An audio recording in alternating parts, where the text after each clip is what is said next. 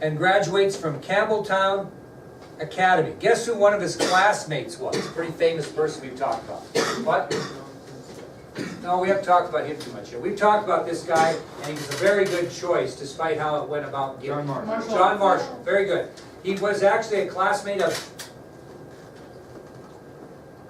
Chief Justice of the Supreme Court, John Marshall, who later became that, obviously. So he attends high school at Campbelltown Academy, and one of his classmates was John Marshall, who later became Chief Justice of the Supreme Court. Well, on February 16, 1786, what do you think Monroe does? He gets married to Elizabeth Courtwright, and they get married in New York City. So, on February 16, 1786, Monroe married Elizabeth Courtwright in New York City, and they went on to have 2 daughters.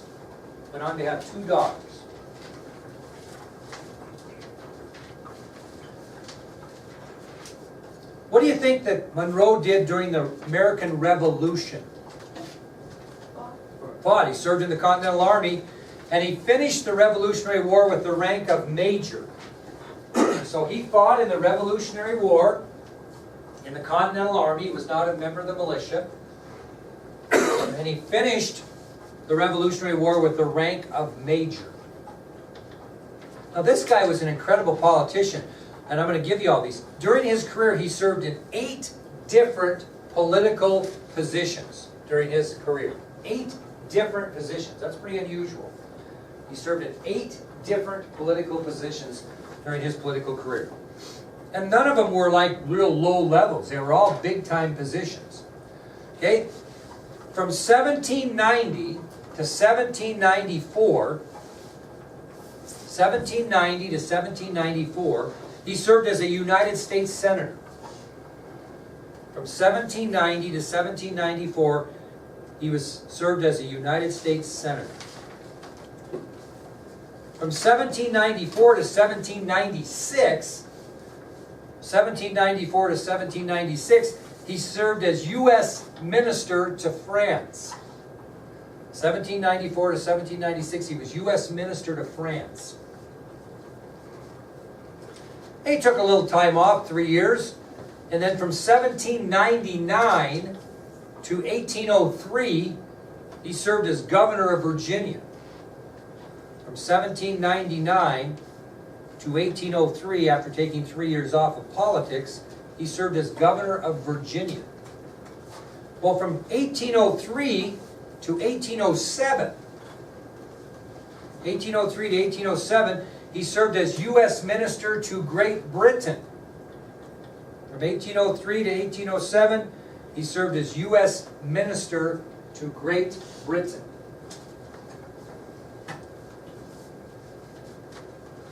Then from 1807 to March of 1811, he went back and served as Governor of Virginia again. So from 1807 to March of 1811, he serves as Governor of Virginia.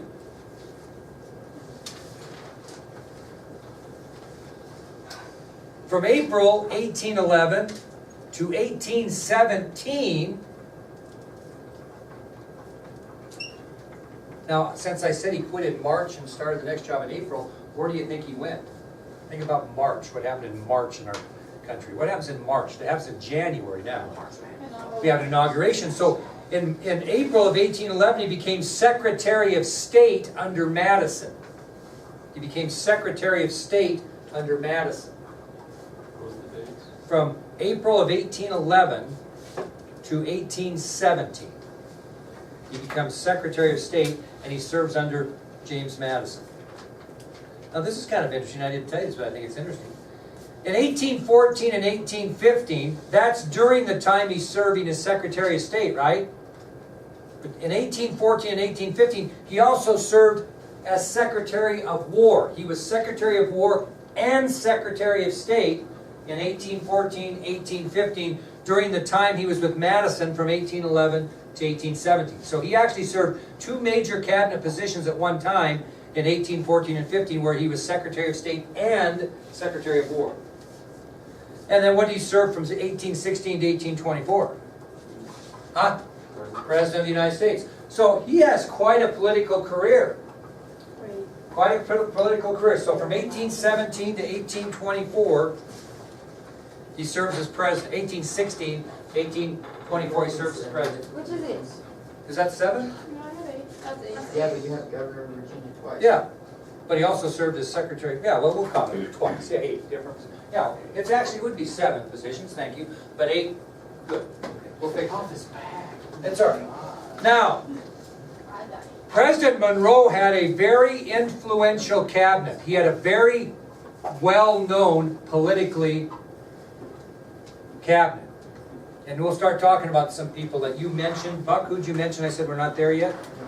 Yeah, John Quincy Adams, who's eventually going to become president, served as Monroe's Secretary of State. He had a very influential cabinet. John Quincy Adams, who will become president of the United States, served as Monroe's Secretary of State. Another person we'll talk about more here as we go is William H. Crawford. And William H. Crawford served as Monroe's Secretary of the Treasury. William H. Crawford served as Monroe's Secretary of the Treasury.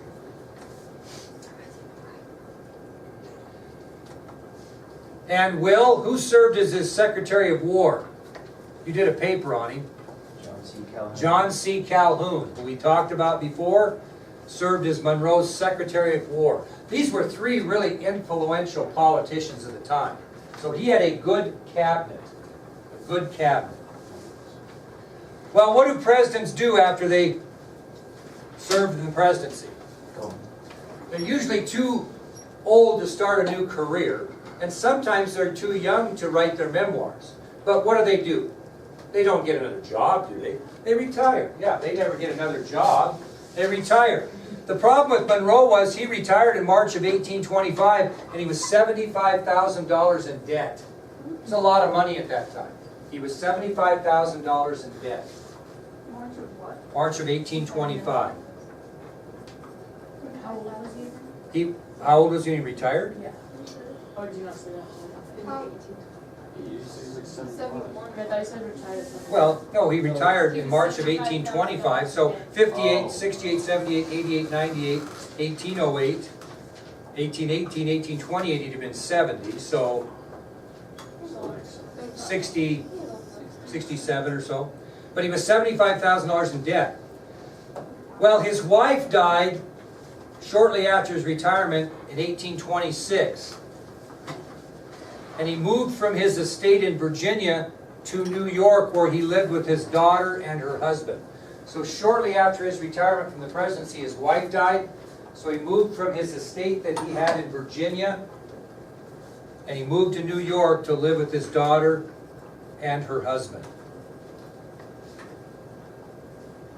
This is kind of interesting. And on July 4th of 1831, he died of heart failure. 3 of our first 5 presidents died on Independence Day. That's something. So on July 4th, 1831, Monroe died of heart failure and became the 3rd of our first 5 presidents of the United States to die on Independence Day. Kind of ironic. Who else? Thomas Jefferson died on Independence Day. I'm not really, to be honest with you, sure of the other one. Maybe I have to look that up. Carly Warley, get that phone out that you got in front of you and Google in there, which presidents died on Independence Day? You're going to fill us in. John Adams, you think? Might have been. For just a second, Carly's going to get that for us. I'm going to note that in my notes. They've actually pretty close to the same age, I think, as the other one, John Adams. I think it was Jefferson and Adams. I'm not sure. Very good, thank you. Now let's talk. What was it? Jefferson, Adams, and Monroe. I want to talk. I like talking. Talk. Okay, we will have a review on Monday and a test Tuesday. You can